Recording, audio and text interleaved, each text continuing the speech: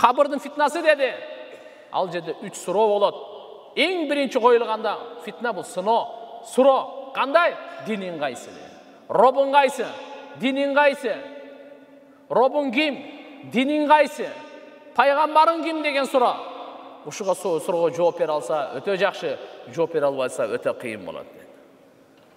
Жооп бере алса өтө кыйын. Кабыр бул үйүп койгон топурак эмес.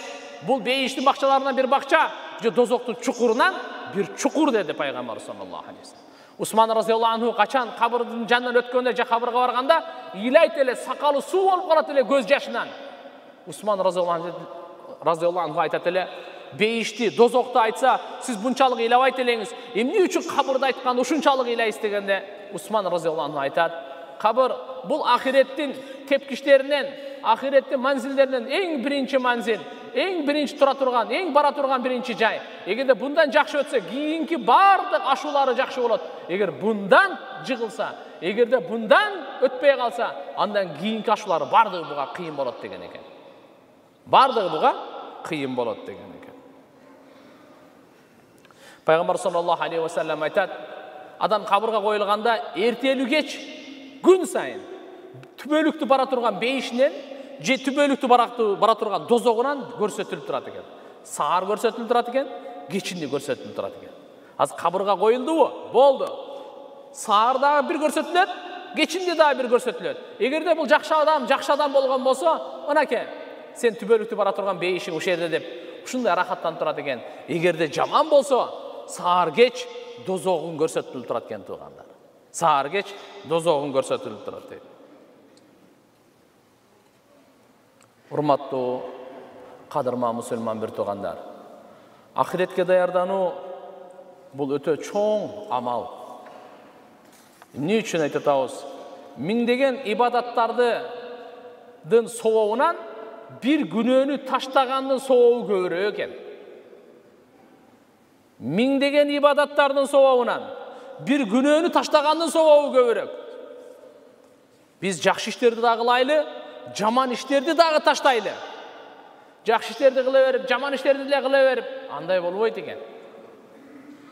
Жакшы иштерди кылайлы, жаман иштерди таштайлы. Абу Хурайра радыйаллаху анху айтат, бир жолу Пайгамбар саллаллаху алейхи ва саллям менен кабырстанга барып калдым эле, Пайгамбарыбыз айтты дейт.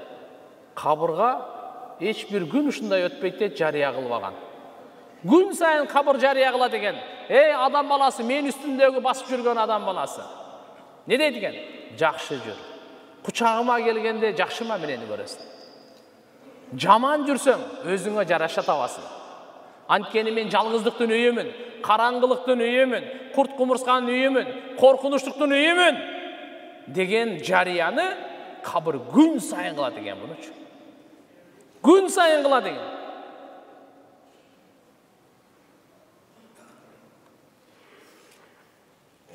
Алымдар айтат, ким өлүмдү эстесе, Алла Таала ага 3 сый урмат көрсөтөт дейт. Өлүмдү көп эстеп жүргөн кишиге. Биринчиси,